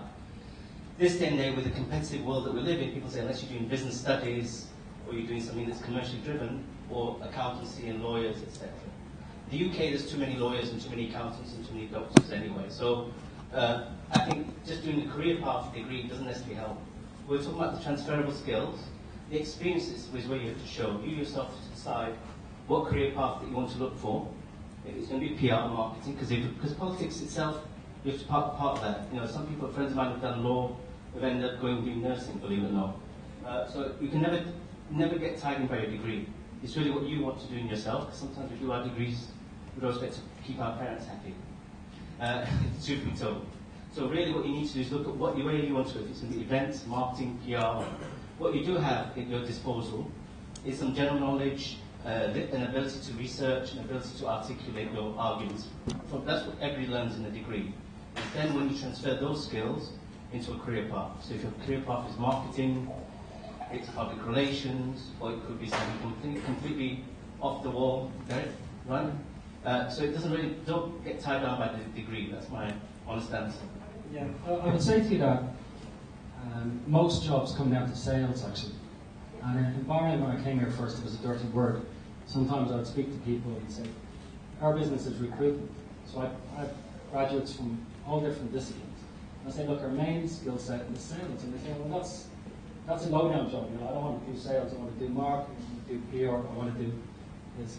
Look, from President Obama to the politicians around the world, their main skill set is actually sales, and it's persuading people. So as somebody that studied politics, to me as a recruiter, I said, well, she must be pretty smart. That's quite complex, and also interested in what goes on in the world. And that's, you know, that most of the sort of industries in Bahrain are about meeting people and being able to talk at a good level. So as an employer, I would think immediately, right, she's not going to embarrass them when, you know, we meet an important client and they bring up the issue of today, which might be current affairs.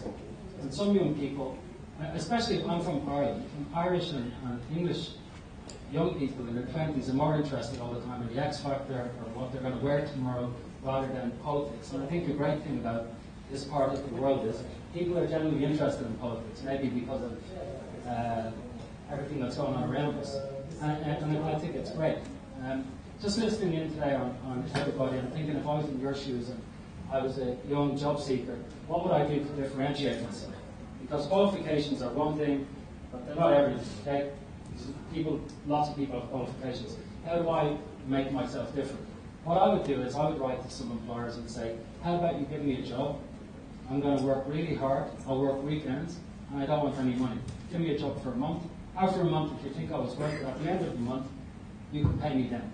This is something that shows the attitude. That's what we're looking for all the time. I think you're all lucky to live in Bahrain. It's a great country. There's lots of opportunities all the time. So you can sit at home and feel sorry for yourself, and you can say, I'm going to grasp the opportunities that are around me. I'll tell you one thing. A 20-year-old Irish kid would change places with you any day with the economy we've got at the moment. But it's all about attitude. So you've got to kind of grab every opportunity and show people I'm enthusiastic. When I interview somebody and they come in and they shake my hand and it's very limp, that's a bad start, okay? I want to see somebody come in full of enthusiasm and tell me why that I should give them the job. So they're going to engage me, look me in the eye, turn up for the interview on time, you know? 5 out of 10 interviews we have with some young people, they come late for the interview and they say, the traffic was bad. Well, I don't care if the traffic was bad. Leave a half an hour early. Make sure that you're dressed appropriately and make sure that, you know, you've done some research in the company. When you go for an interview with a German oil and gas company and they say, what do you know about my company? If you have not studied one thing about the company, you don't know when they were established, it doesn't look good. What looks great is if you say, by the way, I just read your company report, you've had a great year this year, and I would be so proud to work for your company. So I think, you know, think outside the box and differentiate yourself. That's what it's all about. Has anybody else got any questions? Yes? Can you speak out? Hi. Okay. So, from the aspect you were talking about, qualifications are more important and all. So basically, you're telling me that the degrees I get won't like reflect me when I go to a job interview or anything. So could you please explain to me what all the aspects I can show in an interview other than my degree? I mean, like, how can I present myself? And other than that, I'm majoring in international business and management, but that's not totally what I look at. I like to communicate with people, like to talk, like to go out, like to meet new people, so that's not even related to my degree. So could you explain to me even more on the audience? Sorry, what's your name? Alia. Alia, first thing, definitely, please, don't think I'm saying education is not important. Education is so important, but it only takes us so far. So I'm hoping that the degree gets you as far as the interview. And then after that, your personality comes out, okay? And then when you get the job, your attitude comes out. How far are you willing to go that extra mile, etc.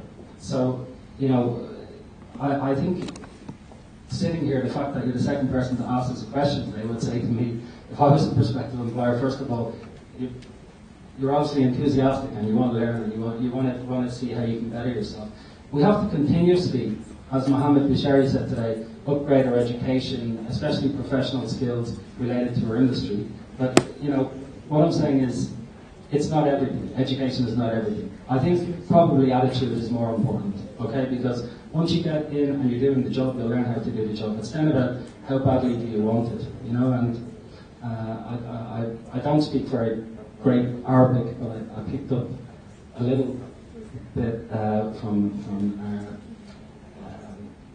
honourable speaker from BATELCO today, and as I understand it, what he's saying is, if we interview somebody and they say, what are the hours? What happens if I'm off sick? How much do I get paid on this? These are not the questions we want to see. So again, it's all coming down to attitude and make a plan. So you've got to look at, today I hope helps, but look at the industries that you believe you would like to work in and make a plan. And Bahrain is amazing in that these senior people allow themselves access to you. It's much more difficult, say, somewhere like the UK. So, you know, Mohamed Bushehri said today, anybody wants to come and see me, take him up on it. You know, he's probably not expecting anybody. Turn up at his office and say, what would you do if I was in your shoes? You know? Does that answer your question? Go on, yeah. Also, Dad. Yeah.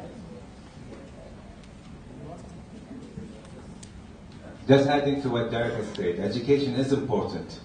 Okay, but what that tells us as employers is that you have completed a graduate or undergraduate degree in a certain discipline.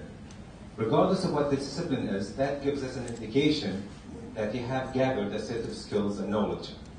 So that's the first step. Now we know that. But when you come to the interview, there are specific jobs, like, you know, to be a lawyer or to be a doctor, to be an engineer, you have to have a specific degree related to that discipline. But for other jobs, you know, you don't necessarily have to have the degree that specializes in that discipline. In the past, what people looked at was only the degree. You have the degree, you have that GPA, 3 point whatever, you got the job. Then it became more complex. Okay, you have the degree, let's do the interview. And then it gets more complex. Now we have an interview that is structured with a set of questions and so forth. Now, some companies are using assessment centers. We want to assess you against a certain set of competencies. So at the end of the day, competencies and the skills that you have is what makes the difference. For example, if I want to hire somebody in sales, or I want to hire somebody in employee relations, what I'm going to look for is a certain set of skills or competencies. I want somebody who's able to negotiate. Now, can you negotiate, for example? If you studied politics, I'm sure you do. If you studied international business, I'm sure you can. Do you have interpersonal skills? Okay, do you have is empathy part of your characteristics? So there are certain things I'm looking for, regardless of what your degree is and what is specialized in. If I'm looking for somebody to work, for example, in the account department or any department that has to have some kind of a numerical ability attached to it. Okay, I want to look at your competency when it comes to numerical ability, problem solving, and so forth. Now, if you don't have that, even if you have the degree, I wouldn't want to hire you because of that. And now we're looking as employers, and as Derek knows that, the more we invest in selecting the right person, the more money we save later on. That means you have the right person in the same place, you don't have to go through the process again, and they're going to perform at the acquired or the required level that you want them to perform at. Okay. You had another question? He mostly covered like everything I was trying, but I want to make a point. I mean, like most youth, like fresh graduate like me, at first they feel very frustrated and like it leads to depression because like we graduate, like we aim, we have an ambition, and then therefore we just stay at home looking for jobs. And from my experience, I was like got interviewed for a job to be a receptionist, a secretary. I mean, like that's very disappointing. But I believe everyone starts from zero to be a good start. Like, I mean, steps by step. But and then, how could you motivate me to wait, to aim, to look for something that will keep me hanging? I mean, like, I will be truly honest. I'm very frustrated from the jobs, or like, I mean, I tell them that I have a BS in International Business and Management, which is like a double major, and you want me to work as a secretary. That's quite frustrating. So how could you encourage me to look like out of the box that you mentioned? Well, I think if you look at some of the success stories here in Bahrain, some of the most successful merchants started from operating, you know, a simple market stall, and it went all the way. So you just have to really believe in yourself. Like it's easier for me to see this now at my age than where you are now, but I know for a fact if you want this bad enough, it will happen. You've got to just continue on. And I would say start at the bottom. You know, a lot of the people that end up running huge companies started as a runner or an office boy in other countries. So you've got to just push all the way and continuously be determined and never get depressed about it. Always be positive, and always keep smiling and doing things in a positive way. Derek said something earlier, and I've seen it in reality. We sometimes get requests, not often, but somebody will write us a letter and they say, I want to work for you, and these are the skills that I have, and I'm going to work for free for 3 months or 4 months. I want you to see what I'm capable of. Now, some people don't want to take that risk, because some people don't have the ledger, or they can't afford to spend 3 months or 4 months without getting paid. But that happened to me. Somebody wrote us a letter in the company, and we took them on the offer. And after 3 months, we offered her a permanent job, because we can see a huge difference between her performance and the performance of other people who got the job. Okay, they're not always guaranteed to get a permanent job, but at least you achieve two things. One is you showcase your skills and abilities. Two, at the same time, when you apply to another job, and you say to them, yes, I'm currently working with BATELCO, I'm currently working with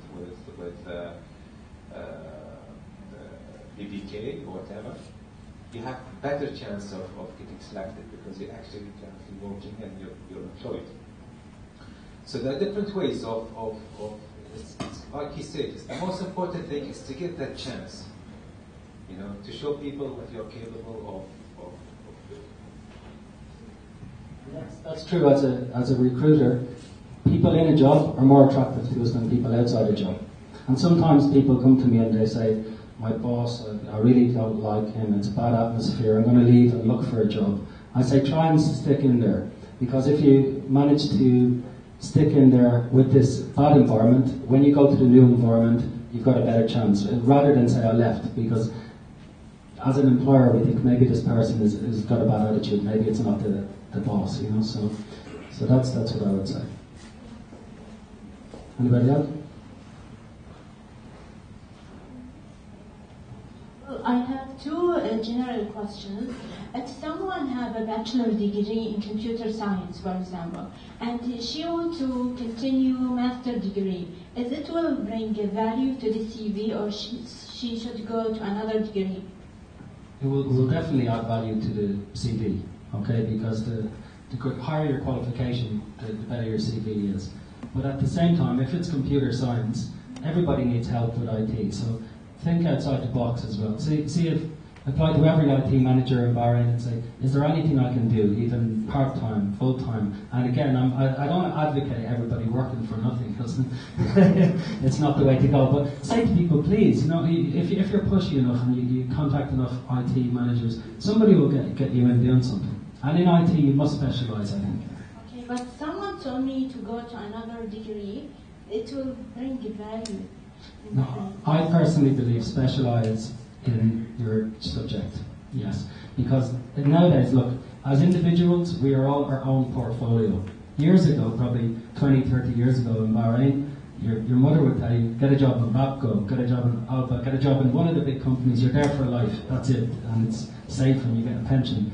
Nowadays, life has changed. So we've got to be multi-skilled and also at the same time specialised. So, you know IT security extremely well. They'll always need you. But if you're a generalist, I would always advise people to specialise. The other question, if I have a job and without a contract, and there are some problems with this company, should I continue? What is your advice? يعني not working legally? اشتغل بدهم بس ما عندي عقد يعني مو موقع. Yeah, so that's not. And you're probably training there. If we don't have a contract, you're not employed. لازم أوقع العقد أول بعدين أواصل وياهم. Are you getting paid? أنا الحين قلت لهم إن ما أقدر أواصل إلا إذا في حالة وقعت العقد يعني. ما عندي choice ثاني بعد. فهل أستمر وياهم أو؟ إذا ما عندك choice, you get the experience. If you are getting something out of it. But if you're not, and you don't have a contract, then you shouldn't be there. But if you're at least getting some kind of an experience, then that's good. Thank you. Sorry? Question here. Okay, sure. What's the question? Assalamu alaikum. Alaikum salam. Actually, the employment decision will be taken by the particular department who has vacancy or by human resources department. That's number one. Number two, how it is, if you know someone, or relationship you have with a person inside that company. What's that? Yes. All right, just the first question. Usually the line manager will have a say in selecting the candidate. At the end of the day, they are accountable for their performance. They are accountable for delivery. So they have the decision in choosing one candidate among a number of candidates. The HR role is to ensure that equal opportunities are given to all, that there is no favorism, and that the best person has been selected.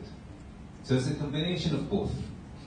Now, the other question is the wasta side. And a lot of people say, oh, خلونا أنا واسطة، ما أدري شنو، إيه باش عليك.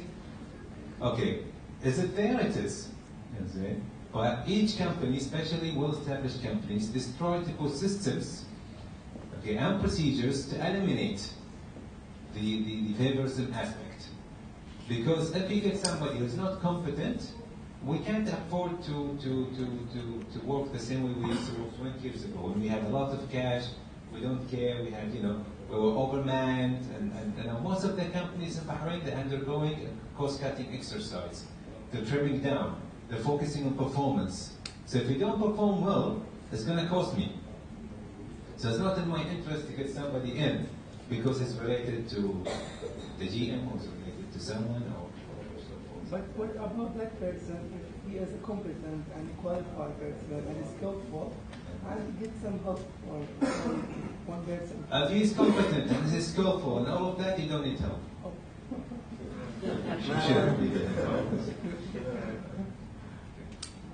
Any more questions?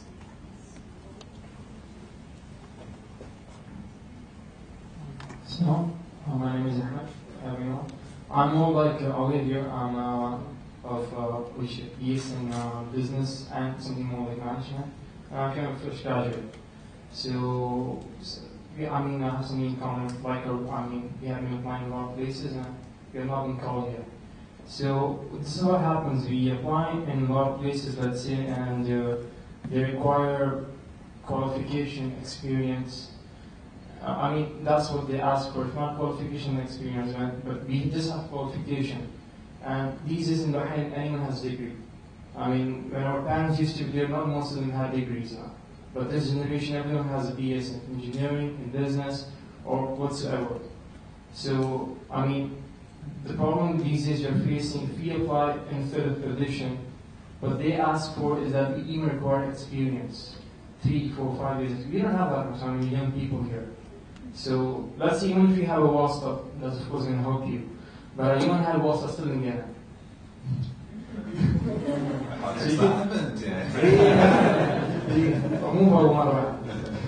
I mean, you can see how bad that is, because even if you have WhatsApp, you get in and there are other people inside, you know. Someone wants to get that, you get you in, and someone doesn't want you. It's just how that works. And these days, I would love to work in a bank, because it's amazing, like in banking and financing, something similar. But even when you get into a bank, they say, they're in the correct experience. I mean, from where can you get all that? I mean, it's not possible. We just have qualification. Like you said, skills. No one says that. I mean, besides, like all you've mentioned today, it's fine. I mean, if we go up to you, we will, show the skills, but not everyone. Most of the major companies in Bahrain, they have a graduate training program. Okay, where they take you for a year, they train you, and if you're good and you perform well, they take you in a permanent job. We have that in BATELCO, Alba has that, BATELCO has that, and a few banks have that. So there are certain programs aimed at graduates who have no previous experience. Now we are currently working with Telecom and we're going to launch a program soon that is aimed for graduates in the telecom industry. So even though if they don't find a permanent job with BATELCO, they can be available in the telecom market, because they would have had a year work experience. So they would be in a better place than when they started off. I don't know if you want to add something. Not exactly. This is not exactly wisdom, but I would say in 5 years' time, you're going to look back and say, somehow or other I did get onto a career path and I'm doing well.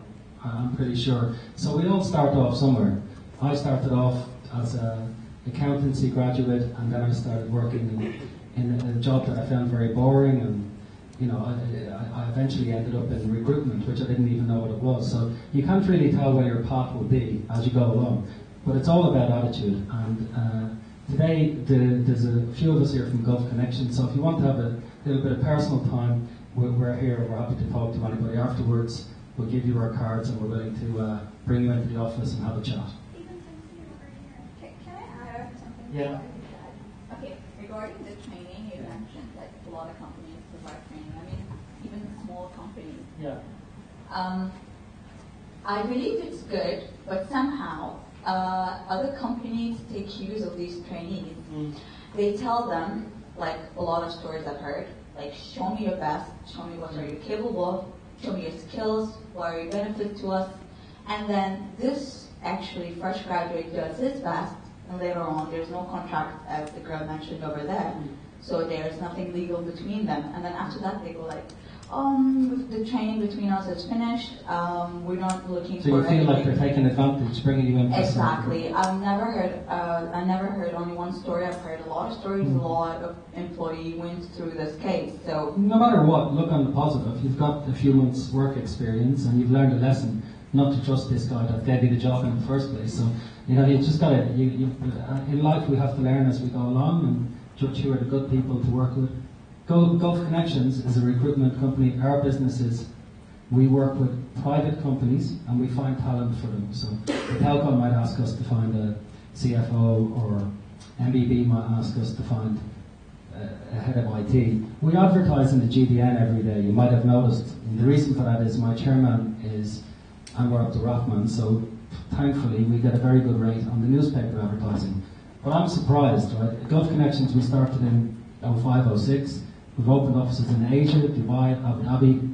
I can't remember the last time a young Bahraini found my number, which is easy to get, and called me and said, how did you guys do this? How do I get into a program with you guys? Can you teach me how to do this? So it's all very well everybody sitting around saying it's very difficult, there's no jobs. But it's all about attitude. I'm telling you, if you push hard enough and you do the right things, I honestly believe there's so many opportunities here in the market, but you've got to just keep positive. No negative, keep positive all the time. I think what you're saying is basically that you've worked there, you've given your best, but you didn't really get a contract or was offered anything in return. So based on example, I think we've all pretty much heard a lot of that, where people go in for training and so on and never really get anything out of it. Maybe after you get a few years of experience, but never anything solid out of it. But I can sort of relate to that, but in a completely different way. When I came to Telecommunications, and they're calling in for an interview, he gave me this very scary look, and he's like, "Why should I hire you?" So basically, I looked at him. I told him, "Okay, I don't think I've got any convincing reason right now to give you. However, if you just give me 1 month, I don't want to pay." He did give me a pay for that 1 month, but if you give me just 1 month, I can prove myself and I can show you that I'm worth this contract, basically. And I think I lasted a week when you gave me a new contract. I lasted there a week and he offered me a full-time contract. So you do hear stories where, yes, people don't get anything out of it. But I do believe if you're at the right place, if they're not there to take advantage of you, you do your best, you will actually. Companies are always looking for great people, of course. And that's your window right there. That's the best window you can get to prove yourself. You're right there, whether you're getting paid for or not, basically. That's your chance to prove yourself to the company itself. Yeah. And look, we're learning from today, so we'll take on board what you guys are saying and see if we can work with Tamkeen as well to come up with some schemes that you know are appropriate to your problems. Anybody else got any questions? السلام عليكم. بس بتكلم بالعربي. اليوم كلش عن مجالكم كلش غير. أنا تربية جغرافيا دارسة بجامعة بيروت. صراحة اليوم جيت وحسيت إنه مو لازم إني أتوظف نفس ما قلت شيخ، إنه مو نفس المجال اللي أنا دارسته لنا. يعني أعطتني بوش إنه مو لازم إني أول ما أتوظف إن أتوظف نفس يعني الشيء اللي حاطينه في بالي إنه وزارة وبس. يعني الحين أعطتني دافع إنه مثلا أقدم أماكن في أماكن ثانية. صح مو كل الوظائف يعني بيتقبلون الشهادة اللي أنا ماخذتها أو إن بيقولون مثلا أنت غير يعني جغرافيا إيش جايبش يعني مثلا المجال. أنت أعطتني طابع حق إن أنا أقدم في كذا وظيفة يعني مو مجال بس التربية. ان شاء الله بالتوفيق. وهذه الاتيتيود يعني البوزيتيف اتيتيود هذه المطلوب. واجد اليوم صراحه استفدت من الكلام اللي قلته. ان شاء الله بالتوفيق. شكرا.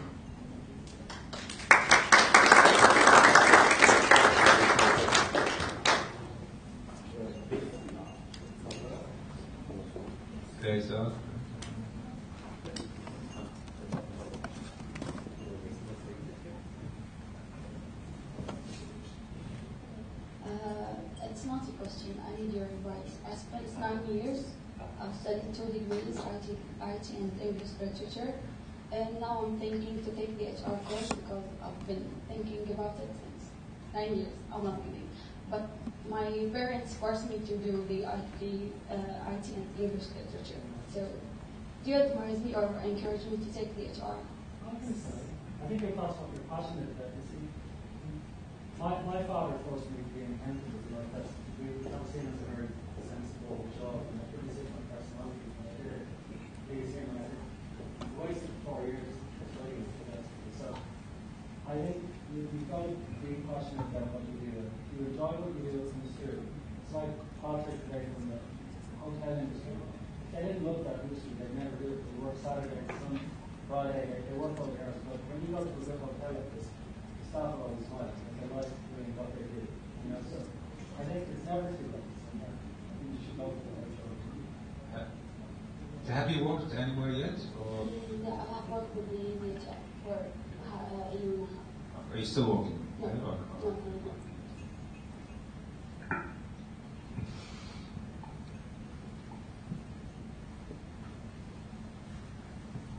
Anybody else got any questions?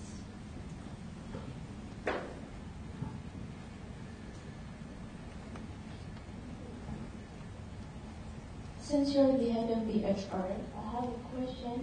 What would you suggest to the younger generation who are interested in HR and what should they focus on to bring changes? Like after every year there are changes in technology, generations. So what would you suggest them? Okay. Your background is in HR or Yes, I completed CRPD. Okay, all right. Yeah. I'll ask you a question, and it's not a question only to you, it's to everyone else here. Since you finished the course, have you read any other books related to HR? No, not currently. Now, this is one thing I want to bring your attention to. You only differentiate yourself, like I said, your skills, your competencies, and also your knowledge. And human resources, there are a lot of books out there that are available. They're easy to read, and they give you the fundamentals of the human resources. Now, in human resources, there are specialities within human resources. Recruitment is one. Compensation and benefit is another one. Okay? And now, if you go on the internet, there are studies that are available, to show you what are the trends and pay and the grading system and so forth. Performance management is another discipline, and there are a lot of studies, a lot of books available for you to read. Employee relations and union relations is another aspect. And there are a number of courses, specialized courses, are offered by Telecommunications throughout the year. Last year we've sent people on courses that are specific to recruitment. Other courses are specific to performance management. So if you want to get into that field, spend the time and invest your time in reading more about it. See which specialization is the one that you find yourself more in. Okay, and you take it from there. And there are certain things you're going to enjoy doing. Some people, they like to work on for example, performance management systems are more, they have some kind of a scientific aspect to it. You appraise, you evaluate, you have certain measures. People like that. Some other people, they like to work with people, with employees, with problems and so forth. For example, in my field, what I enjoy the most is conflict management. The other people who shy away from it.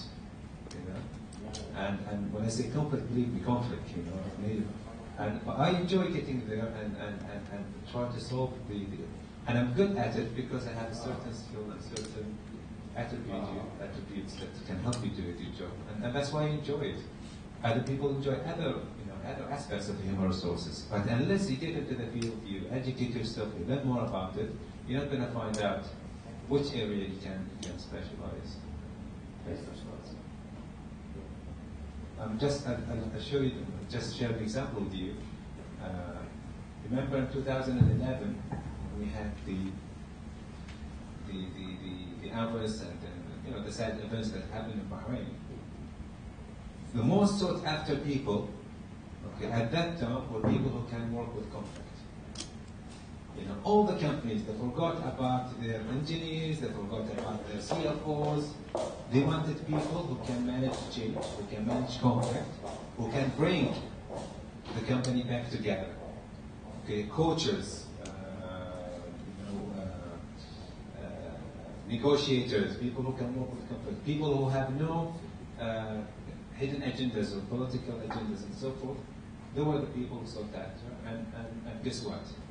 There weren't many around. So I hope that kind of answers the question. Yes, and as a recruiter, when we get a company looking for a HR person, they generally don't say HR generalist. They will say comps and benefits specialist or someone that does procedures.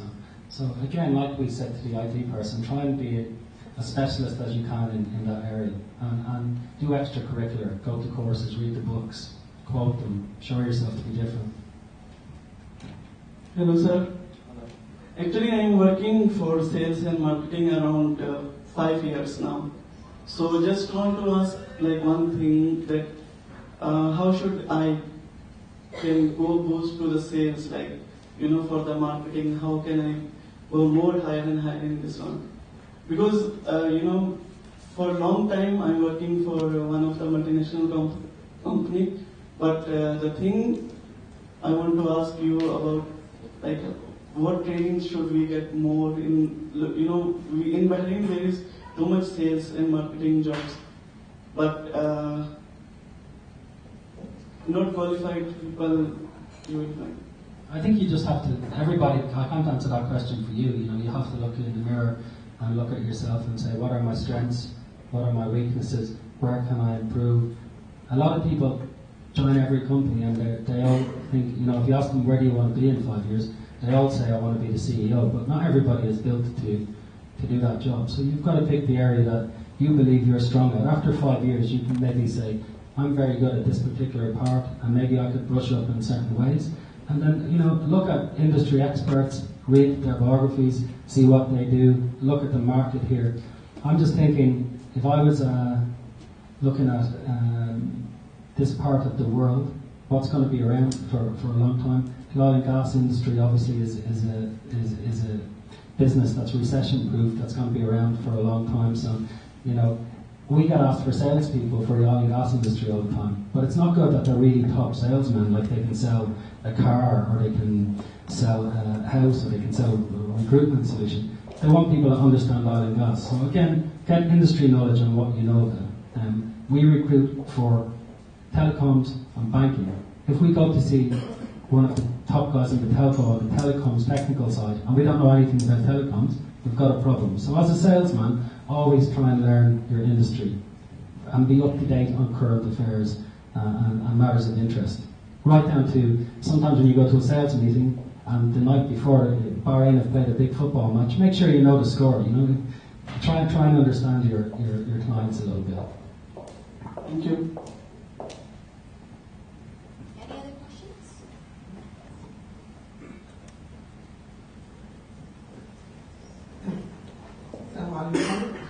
Always there is differences between the market requirement and the trends and the vacancies. You are going to study any field. They talk, for example, nowadays accounting is required in the market.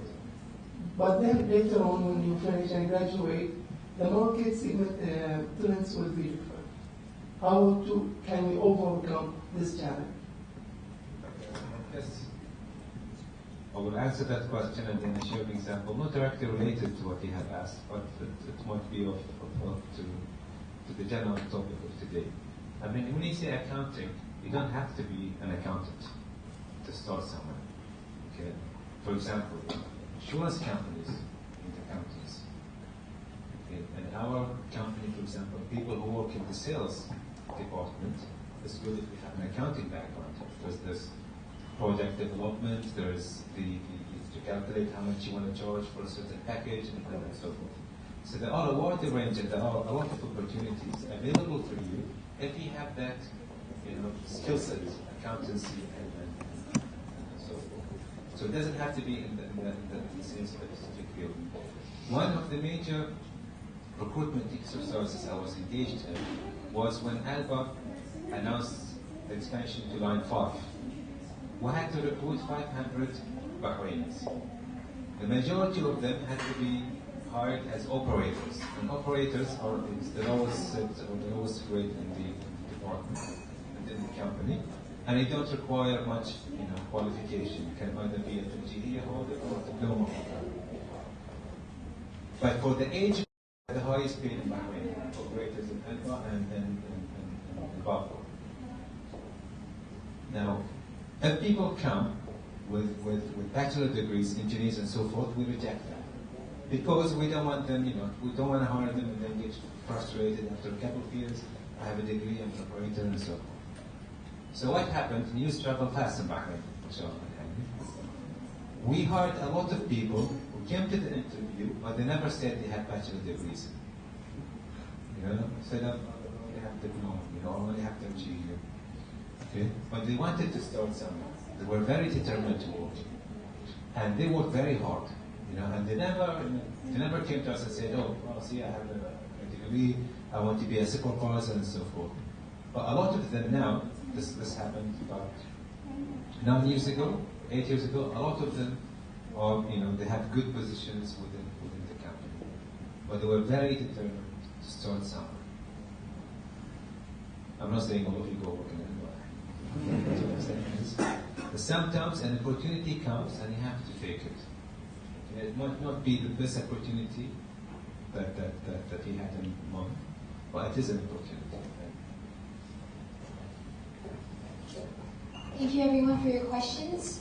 We're about to finish off our formal Q&A. If anyone has any more questions, Tamkeen, got connections, and everyone else is staying for a little while if you want to approach them to ask any of your questions. But before we finish off, can we please request everyone so we can have a group photo? Okay, so if you guys can stand up and we can arrange.